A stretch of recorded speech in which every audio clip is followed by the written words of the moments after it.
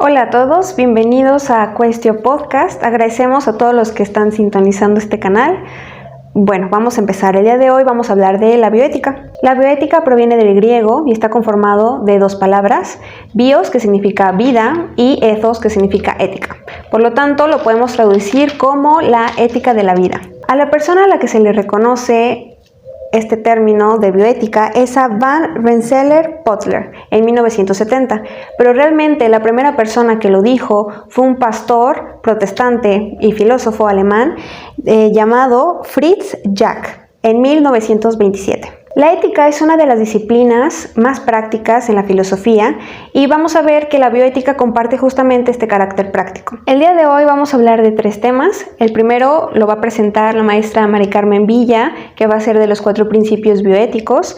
Mi compañero Santiago va a hablar de la ética ambiental y su servidora va a hablar de la eutanasia. A continuación vamos a ver la entrevista que se le hizo a la maestra Mari Carmen acerca de los 4 principios bioéticos.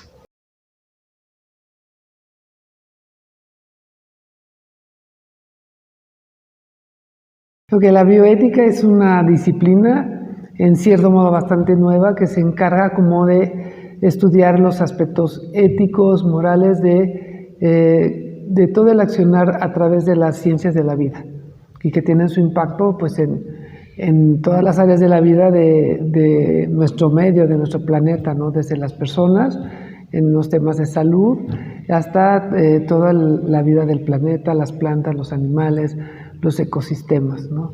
Es básicamente, hacia muy grandes rasgos, esa es la bioética y se nutre de muchas otras saberes, porque una de sus características es que es interdisciplinaria y que va a estarse nutriendo pues, de aspectos de ciencias sociales, de ciencias políticas, de psicología, de muchísimas áreas de la ciencia diferentes, ¿no?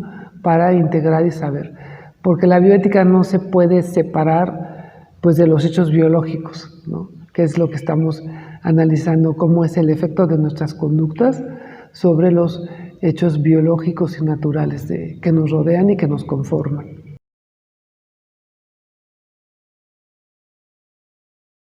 Bueno, sí existen representantes, básicamente son 2, los iniciadores, pero como siempre son los emergentes como resultado de un proceso histórico, social que se va dando en el mundo, ¿no? Podemos hablar de Van Rensselaer-Potler, que en 1971 lanza un artículo que se llama inventa el término de bioética y lanza su libro de Puente hacia el futuro, ¿no? Un puente para el futuro. Y él habla de cómo el bios va a dialogar con el ethos. Y él parte de que existía como una ruptura y una separación y una incomunicación entre las humanidades y las ciencias. Y él dice, esto no puede seguir así porque están pasando muchas cosas. Nosotros en nuestro ethos estamos incidiendo en el bios. Y si no nos ponemos a dialogar y a reflexionar sobre lo que hacemos, pues nos vamos a autodestruir o vamos a destruir el mundo. Y él quiere dar como esta esperanza al mundo y por eso invita a que se haga una reflexión entre las 2 áreas, ¿no? Y que no se sigan viendo como cosas ajenas o contrarias. Y después Gallagher, un año después, también propone la bioética, pero él enfocado a los aspectos médicos principalmente. Él funda un instituto, el Instituto Kennedy, Joseph y Ross Kennedy, para el estudio de la reproducción humana y la bioética, y se enfoca mucho en estos temas médicos. ¿Qué es lo que hace que estas personas propongan la bioética? Pues yo creo que empieza más o menos desde la primera mitad del siglo XX, con la Segunda Guerra Mundial. Todo el mundo sabe que en esa época se practicaron muchos experimentos en humanos, sobre todo toda la gente que era capturada por los nazis, y se hizo mucho cuestionamiento de la licitud de esto, ¿no? Y de otras intervenciones, que no solo ahí se hacían estas cosas, sino también en otros países se practicaban experimentos en gente que estaba encarcelada, en gente que era de etnias diferentes a la del país, en personas que tenían retrasos mentales, etc., ¿no? Entonces se hace este cuestionamiento y a partir de la Declaración de los Derechos Humanos se plantean cosas muy muy definidas para este accionar, ¿no?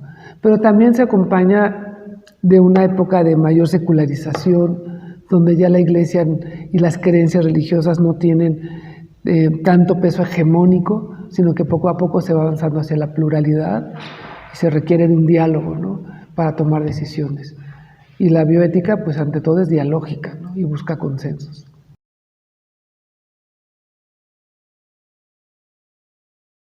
La bioética no es una sola, sino que hay muchísimas perspectivas y tienen a veces fundamentaciones no tan similares, que a veces se contraponen, ¿no? Pero lo importante es que cada quien desde donde hable lo tenga bien claro y que pueda argumentar desde ahí, porque la ética ante todo implica, la bioética, un ejercicio de razonamiento y de argumentación y de fundamentación. Entonces los anglosajones propusieron varios principios que surgen precisamente del informe Belmont, que se hace cuando se estudia esta experimentación en humanos de la que ya hablaba. Entonces se habla de que las personas tienen ante todo un derecho a decidir sobre ellos mismos, la autonomía. Entonces si va a hacer un protocolo de investigación, alguien tiene que, la persona sobre la que se va a aplicar el experimento, tiene que decir si acepta o no acepta. Tiene que buscarse la beneficencia, o sea, que le cause un beneficio a la persona, ¿no? Eso es ante todo. Y también tiene que ser justo, o sea, que sea equitativo para todas las personas. Y luego se agregó otro principio que es la no maleficencia. Entonces tenemos la beneficencia, la no maleficencia, la justicia y la autonomía, ¿no? Actualmente se ha seguido trabajando en todos estos temas y se ha visto que a veces no basta con aplicar esos 4 principios como si fueran fórmulas matemáticas, ¿no?, sino que aparte los contextos son diferentes. Entonces ha habido toda una corriente ahora de pensadores bioeticistas de Latinoamérica que están diciendo tenemos que desarrollar más aspectos y más criterios que vayan adecuados a nuestra realidad y que no se puedan imponer como a rajatabla los mismos principios en un lado que en otro. Tenemos que tener en cuenta que la bioética, precisamente de lo que se trata es de deliberar cuando hay conflicto entre los principios, ¿no? Porque hay veces que tenemos que tomar decisiones que son un dilema, es decir, o me voy a la derecha o me voy a la izquierda, o me voy de frente o me voy para atrás. Y cualquiera de las dos situaciones que se escojan puede lesionar ciertos valores que estaban en la otra opción. Entonces tenemos que tratar de priorizarlos, lo mismo que sucedía con los 4 principios básicos, y ahí es donde entra la deliberación. ¿Qué vamos a priorizar? ¿Qué principio o qué valor va antes que otro? Por ejemplo, cuando tocamos los derechos humanos como parte de la fundamentación de la bioética, pues vemos que todos están al mismo nivel, no podemos pasar sobre unos para privilegiar otros, pero a veces tenemos que escoger.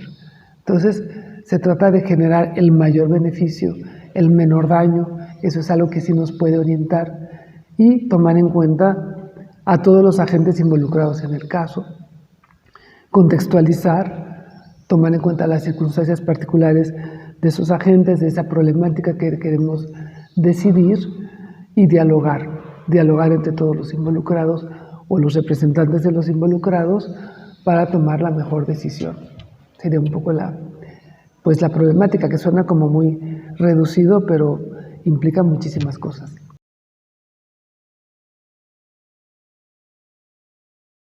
La bioética se tiene que aplicar, antes de mencionar eso que me pides, pues en todos aspectos. Está la bioética que se encarga de la ecología, ¿no? Que estamos viendo actualmente, esta problemática que nos afecta a todos por parejo, que es el calentamiento global, ¿no?, todo el cambio climático, y que tiene que ver con las decisiones éticas sobre las tecnologías que utilizamos para producir, ¿no? Entonces esa es toda una vertiente. Pero otro que se acerca mucho a la vida cotidiana de todas las personas, pues son las decisiones médicas, ¿no? Uno de los temas, podría mencionar antes que el caso particular, los grandes temas que se discuten, ¿no? Por ejemplo, el aborto, la eutanasia, son problemas del principio de la vida, del final de la vida, cuándo sí, cuándo no, por qué sí, por qué no, en qué caso, con qué circunstancias, ¿no? Por ejemplo, tengamos el caso de una persona que llega a una sala de urgencias, no sabemos sus antecedentes, ni qué pensaba, ni qué quería. En ese momento no tenemos ningún familiar que nos pueda decir, tomar una decisión, ¿no? Y por ejemplo, esa persona vemos que está muy grave y de repente termina conectado a un ventilador, ¿no? Y dices, bueno, ya no tiene futuro, o sea, se va a morir de todas maneras, lo único que estamos haciendo es prolongar la vida. ¿Hasta dónde se vale prolongar más que la vida, prolongar la agonía, ¿no? ¿Qué sufrimiento está implicando? ¿Es lo que la persona hubiera deseado para él o no? Y puedo o no yo retirarle los medios extraordinarios, ¿no? Para quitar un soporte vital que consideramos fútil, o sea que ya no le va a servir, no le va a curar la enfermedad y a lo mejor le hago más daño, ¿no? El tema de la eutanasia, que ya como tal, que es decir, aplicar algo, ya no es retirar un medio extraordinario, sino es aplicar algo para que la persona termine su vida, y vemos cómo hay países que lo han aprobado y otros que no, y que se sigue peleando porque se reconozca, y hay gente y hay asociaciones que luchan porque se reconozca este poder. Y dice una persona, bueno, yo tengo una enfermedad que no se me va a curar, tal vez viva 1 año, 6 meses, pero con un sufrimiento insoportable, tengo derecho a morirme dignamente, ¿no? Entonces es toda una deliberación bioética. ¿Se puede hacer o no se puede hacer? ¿Quién lo tiene que hacer? ¿En qué caso sí, aparte de este, no? ¿Eso siente un antecedente o no? Entonces, esos son los casos que hay que deliberar, que no son nada sencillos y que implican muchas cosas. Y que vemos que como en países, en una época está prohibido, luego está permitido, luego vuelve a estar prohibido, ¿no? Porque no hay un criterio absoluto, sino que tiene que deliberarse el caso y dialogarse.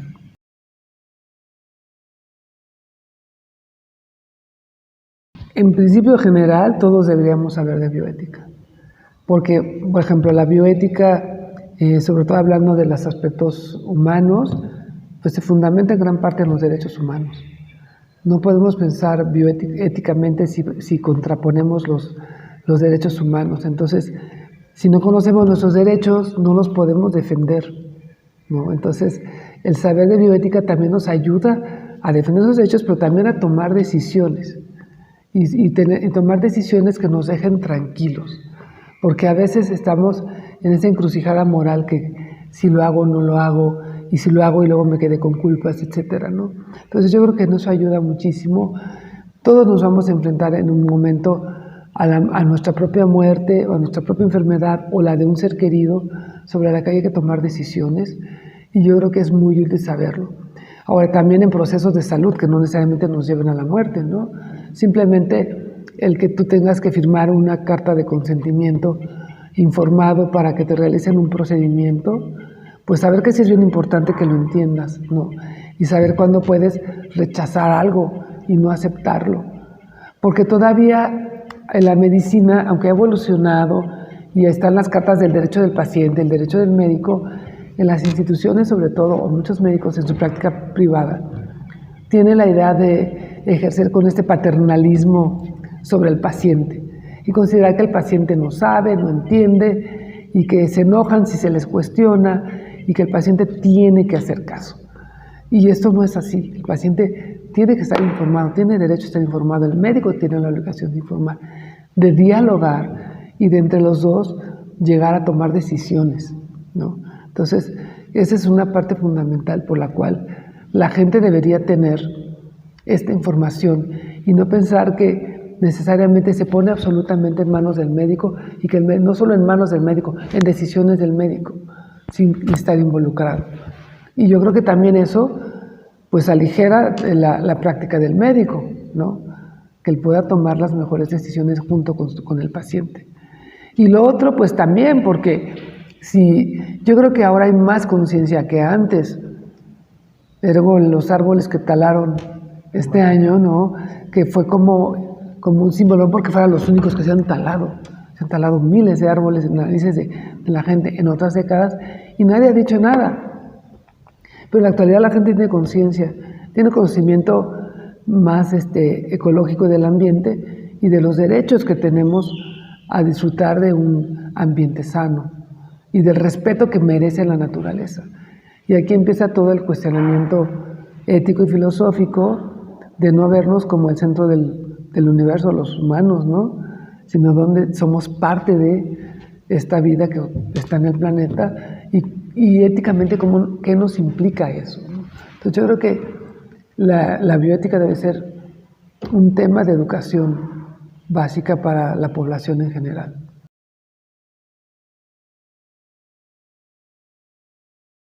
Las epidemias han existido siempre.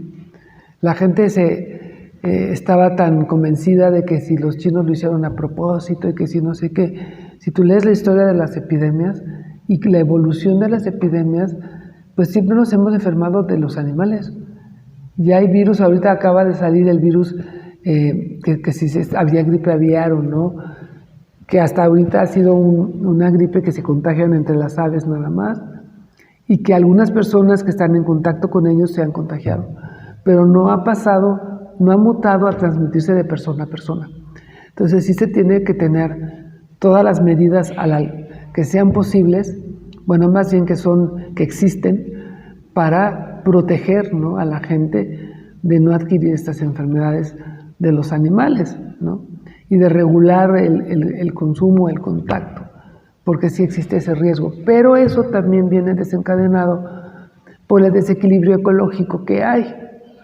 Tan solo ahorita estamos espantando los mosquitos, pero pueden ser mosquitos que transmitan el dengue, que antes jamás había en esta zona del país, pero con el calentamiento global, pues ahora hay. Entonces todos estos cambios implican acciones que requieren nuestra atención y nuestro reclamo bioético, de decir qué estamos haciendo, qué estamos aceptando que se haga y qué no, en qué sí estamos participando y en qué no. Entonces yo creo que abarca muchísimas cosas, ¿no?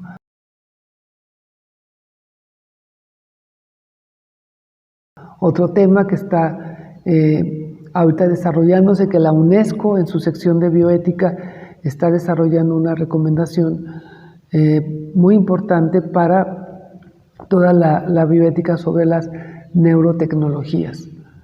Porque algo que determinó, de hecho, la aparición de la bioética fue el avance tan veloz de las cuestiones científicas médicas. Y esto sigue demasiado rápido.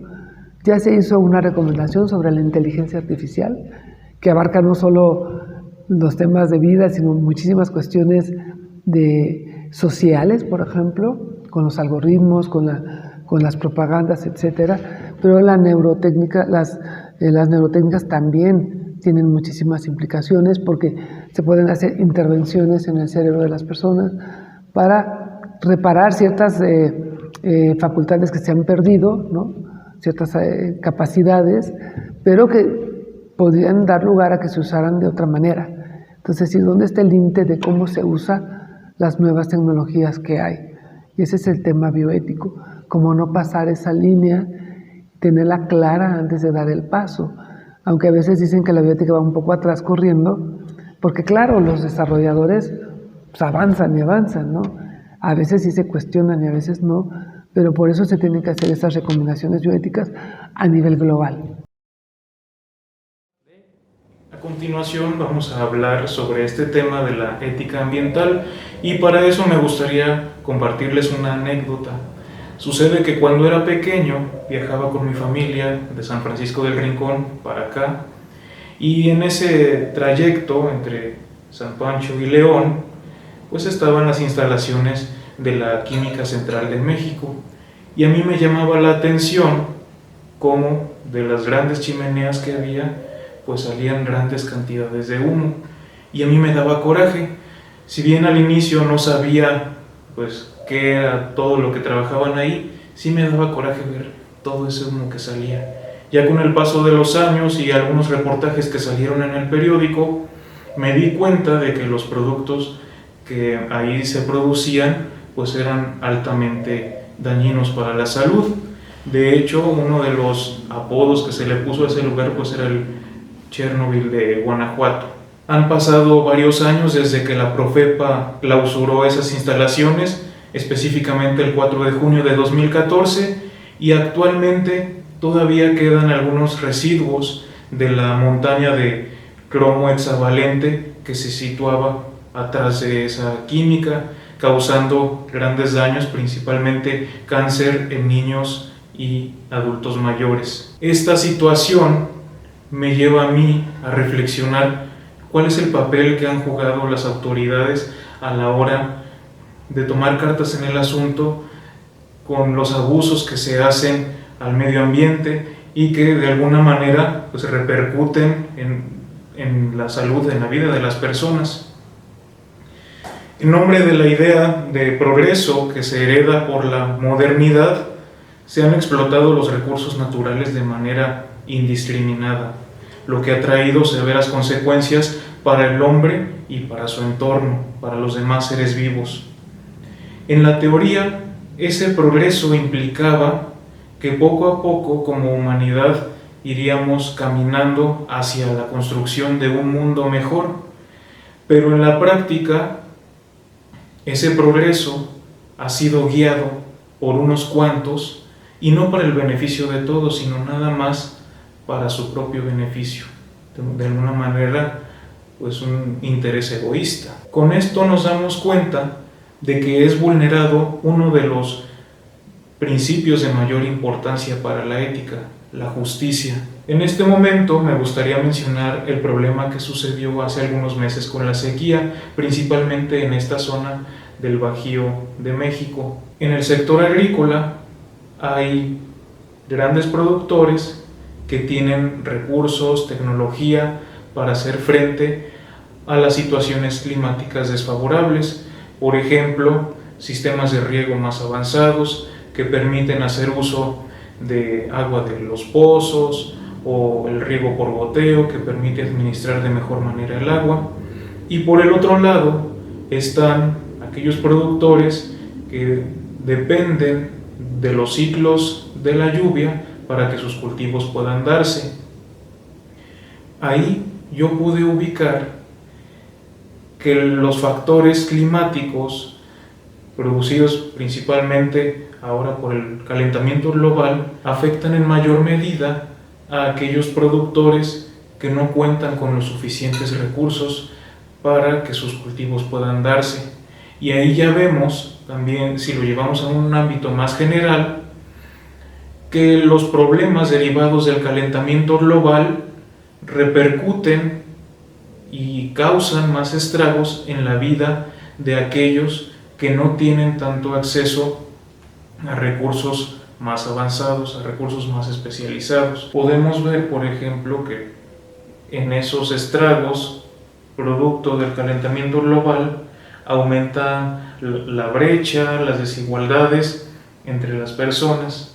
Los que tienen mayores recursos pueden salir adelante y los que no sufren las consecuencias. Como estos problemas éticos se encuentran enfocados en situaciones relacionadas con la intervención humana sobre otros seres vivos y el equilibrio de los ecosistemas, corresponden al área de la bioética, específicamente aquella de carácter ambiental. Para este trabajo me basé en una conferencia que está incluida en un libro titulado Perspectivas de Bioética, de Juliana González Valenzuela, que es profesora emérita de la Facultad de Filosofía y Letras de la UNAM. Para complementar, utilicé también este libro que se titula Bioética y Derecho, Fundamentos y Problemas Actuales, compilado por Rodolfo Vázquez.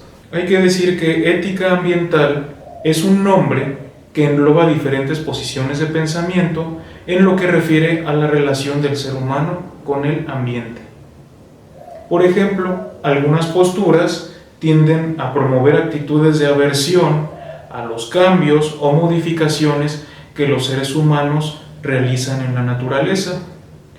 Otros puntos de vista se centran en reflexionar los valores que tiene la naturaleza en sí.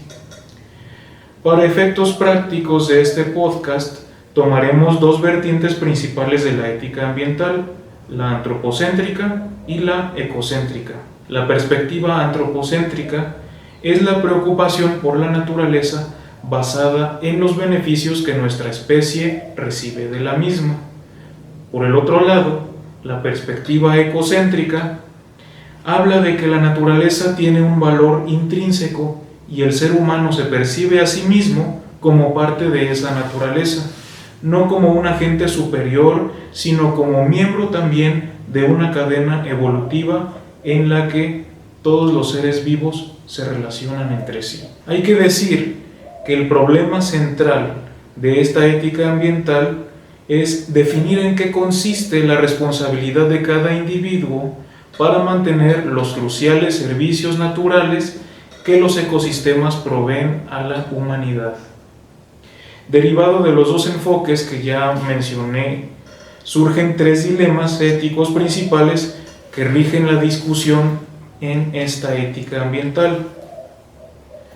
Primero, si la consideración de que la responsabilidad ecocéntrica debe ejercerse hacia toda la naturaleza o nada más hacia algunas especies, específicamente las especies que los seres humanos consideramos sensibles, que poseen sensibilidad.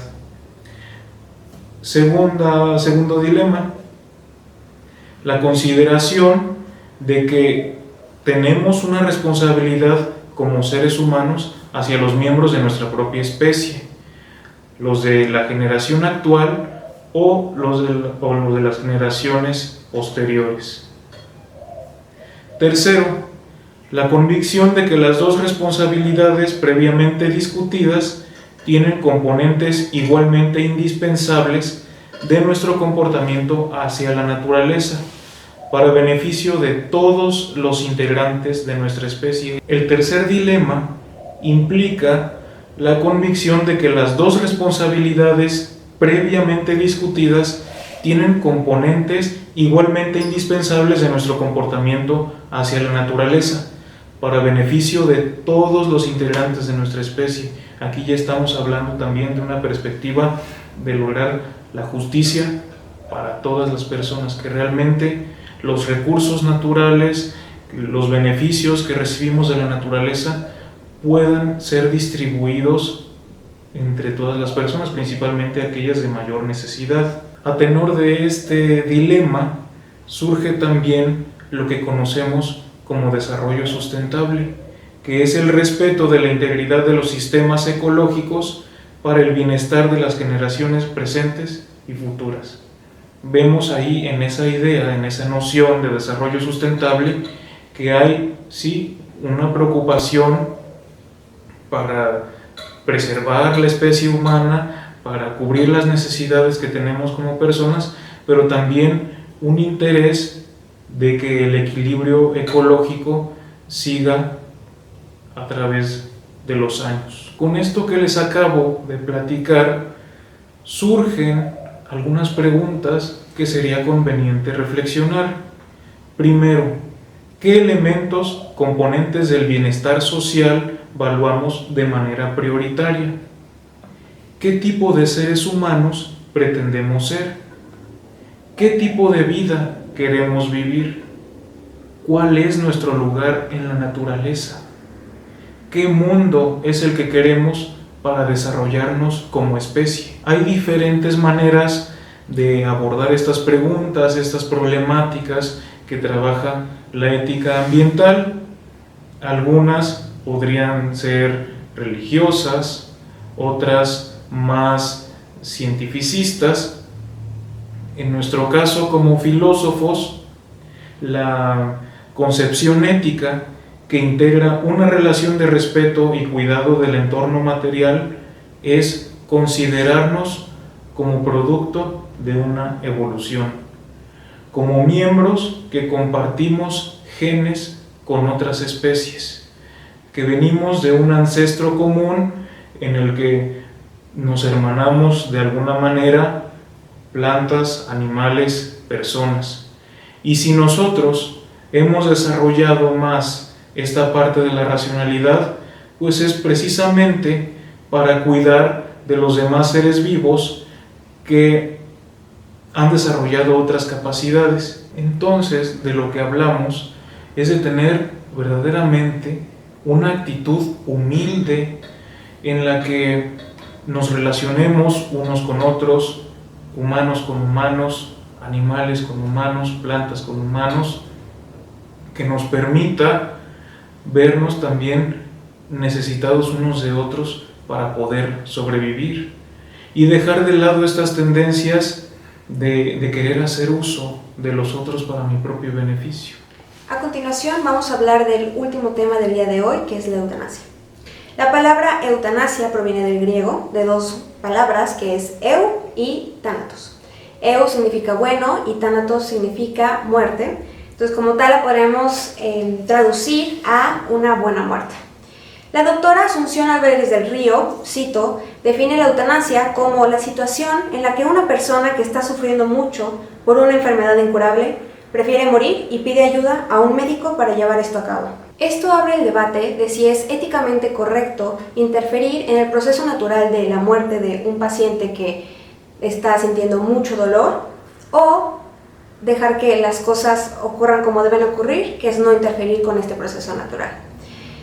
Antes de entrar de lleno a la bioética, quisiera exponer dos pensamientos, el de Camus y el de Améry, un francés y un austriaco, que tienen opiniones totalmente distintas. Son pensamientos opuestos y creo que más que profundizar entre estos pensamientos, creo que nos podría servir mucho para darle una pincelada, para poder visualizar de mejor manera el debate que se está haciendo hoy en día acerca de la eutanasia. Quisiera aclarar, antes de pasar a su pensamiento, que ninguno de los dos hablan propiamente de la eutanasia, sino hablan del suicidio, pero me pareció una buena idea utilizar estos argumentos para poder conjuntarlos con el debate de la eutanasia. Albert Camus se opone firmemente al suicidio y dice que bajo ninguna circunstancia, no importa si estás pasando por el peor momento de tu vida, si sientes un dolor físico, psicológico, si tienes problemas sociales, económicos, no importa la situación, no hay razón suficiente para quitarte la vida e inclinarte por el suicidio.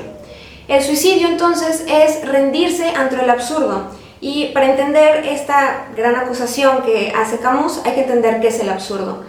El absurdo es el conflicto entre el deseo humano de ordenar el universo y encontrarle un sentido a la vida y la indiferencia del universo ante esta búsqueda. Es como intentar encontrar un sentido en un sinsentido. Camus representa una postura en donde bajo ninguna circunstancia es aceptable atentar contra tu propia vida. El segundo autor es Jean Améry. Él es la parte opuesta de Camus. Él va a decir que el suicidio es una decisión racional y que una persona, ya que al ser autónoma, al ser libre y al tener dignidad, puede decidir sobre su propia vida, y más cuando hay un sufrimiento realmente intolerable. Él va a criticar mucho el término suicidio y lo va a querer sustituir por muerte voluntaria, ya que esta palabra está muy llena, muy manchada de prejuicios, de tabús. Entonces vamos a utilizar la muerte involuntaria en vez del suicidio. Este autor va a criticar fuertemente la religión cristiana.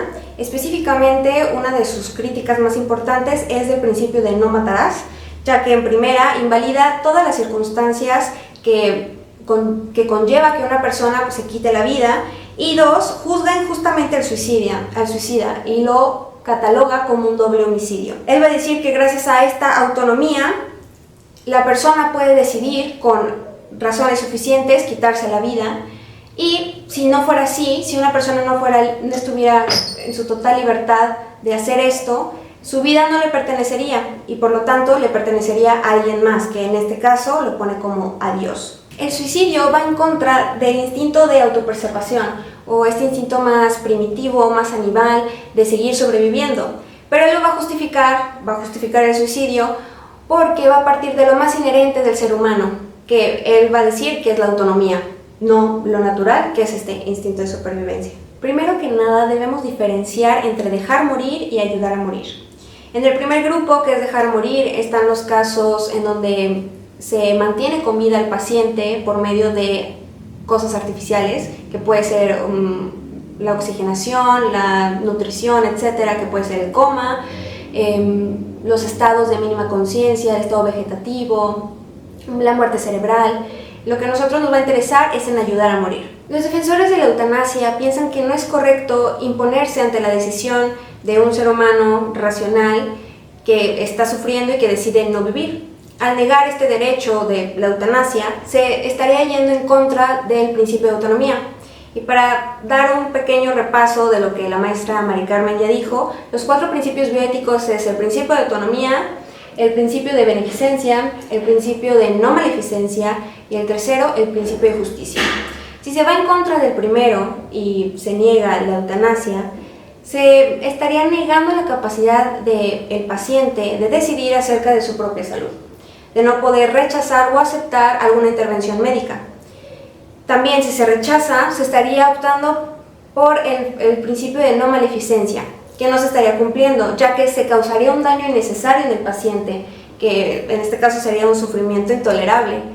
Pero si se acepta esta solicitud de la eutanasia, se estaría respetando los principios anteriores, más aparte se estaría dando un seguimiento al principio de benevolencia, en donde se actúa por el bienestar mayor de la persona, del paciente.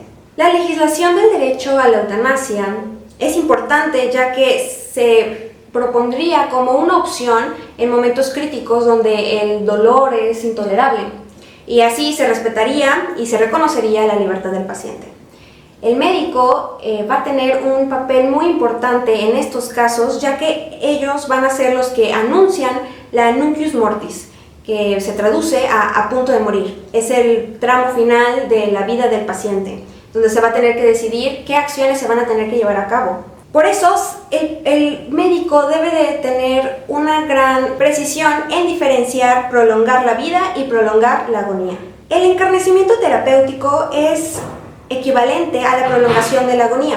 ¿Qué es esto? Es retrasar la muerte a costa de todo, utilizando todos los medios necesarios, a pesar de que no haya una curación, no haya una esperanza. Poco a poco este tema se va hablando más y más. Por ejemplo, 7 de cada 10 mexicanos están a favor de la eutanasia, según una encuesta del INSAT. También me gustaría de manera muy rápida abordar un doctor, lo que dice un doctor. Su nombre es Yves Delocht, es de Bélgica, y se volvió muy famoso justamente por tratar de fundamentar y defender la eutanasia en ciertos casos y por el gran número de eutanasias que ha realizado a lo largo de su vida. Para él poder llevar a cabo la eutanasia en un paciente necesita 3 cosas. La primera es que sea una enfermedad incurable. La segunda es que sea un sufrimiento que no pueda ser aliviado. Y la tercera es que haya una solicitud por escrito del paciente aceptando con plena libertad, con plena voluntad, que se va a someter a la eutanasia. Algo que me pareció muy interesante que dice este doctor es que debemos aceptar cuando la medicina no puede curarlo todo. Y cuando no lo puede curar todo, lo mínimo que podemos intentar hacer es aliviar el dolor del paciente. Incluso llegar a la eutanasia para terminar con este dolor. Una característica que él reconoce como un patrón en los pacientes a los cuales les ha practicado la eutanasia es que todos lo describen como que lo que están viviendo ya no es vida, ya no hay calidad de vida. No podemos negar que la medicina ha hecho grandes avances tecnológicos, en medicinas, en operaciones, pero también corre un riesgo el intentar preservar la vida a costa de todo, llegando al extremo, olvidando la voluntad del enfermo. Por eso es muy importante saber cuándo intervenir, cuándo, cómo y hasta dónde. Esta intervención no debería de dañar ni la intimidad, ni la integridad, ni la identidad de la persona, ni someterlo a una voluntad que no sea la suya. Podemos decir que el objetivo de la eutanasia es brindar una alternativa a los enfermos moribundos que cumplan con un perfil específico. Aquí la discusión pues se intensifica porque solo 9 países en todo el mundo ha despenalizado la eutanasia, que es Ecuador, Países Bajos, Bélgica, Luxemburgo, Colombia, Canadá, Nueva Zelanda, Portugal y España. Y en cada uno hay regulaciones distintas. En algunos se permite incluso que los menores puedan tener acceso a la eutanasia, en otros que una persona con una enfermedad mental pueda también acceder a la eutanasia. Pero el punto es seguir debatiendo este tema para poder llegar a una mejor fundamentación, a un punto medio en donde se respete la voluntad de la persona, del enfermo, pero tampoco se llegue a una banalización de la vida, acceder de manera muy sencilla a este medio.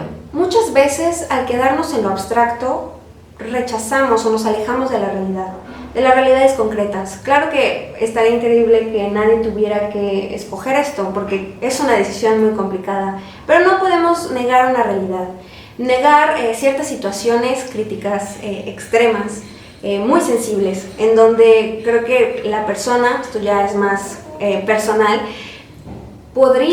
tendría que tener un control acerca de su muerte, una muerte digna. Porque aquí sería también reconocer que no es solamente una muerte digna. Una persona para mí podría ser morir dignamente si me voy a mi casa y muero ahí en mi cama, o totalmente dopada, o quedarme en el hospital con todos los cuidados necesarios. Pero también para otras personas una muerte digna es adelantar el proceso de la muerte, de una muerte que es inevitable, para evitar el dolor. Un dolor incurable, intolerable y que necesita ser aliviado de alguna forma. En conclusión, se debe de analizar cada caso concreto para saber si es un caso en el cual se puede ofrecer la solución de la eutanasia o si definitivamente no es viable. No es imponer la eutanasia incluso a todas las personas que cumplen con este perfil, pero tampoco es rechazar por completo, prohibir la opción de recurrir a este tipo de muerte digna. A manera de conclusión, los dejo con una pequeña reflexión. Todos merecen una buena vida. ¿Por qué negar una buena muerte? En el mes de julio se realizó un evento aquí en el CEFTA, en donde varios artistas egresados de la Universidad de Guanajuato expusieron aquí sus obras. Emilio González, quien habló de la importancia del espectador en la obra de arte, ya que agrandece el mensaje que el artista quiso exponer. Por otro lado, Ivonne Mayagoitia Aceves nos habla de que la obra de arte es una composición en la que el artista tiene una idea que quiere transmitir y a su vez muchas formas de expresarse. Aquella forma que él o la artista escoge, pues es dependiendo de sus gustos. También, hablando propiamente de la obra de Ivonne, ella prefiere hablar sobre el discurso de la mente, cómo se mueven las ideas. Ella hace la representación de la mente a través de cabezas o abstracciones de la cabeza humana, por ejemplo, a través de laberintos, a través de formas fluidas que hablan sobre esta interacción, sobre este movimiento que hay entre las ideas, entre los pensamientos. Otro de los artistas, Dalton Zúñiga, habla de la importancia también del raciocinio, ya que se conecta con la técnica, no solamente desbordar nuestros sentimientos en la obra de arte, sino planearla de manera más racional. Finalmente, los invitamos a que vean la grabación de este evento en una de nuestras plataformas digitales. El link estará apareciendo junto a este video. También les invitamos a que nos sigan en nuestras redes sociales para que no se pierdan de ningún evento en las instalaciones del CEFTA. Y por último, les queremos agradecer por haber visto este video. Nos vemos el próximo mes con más contenido.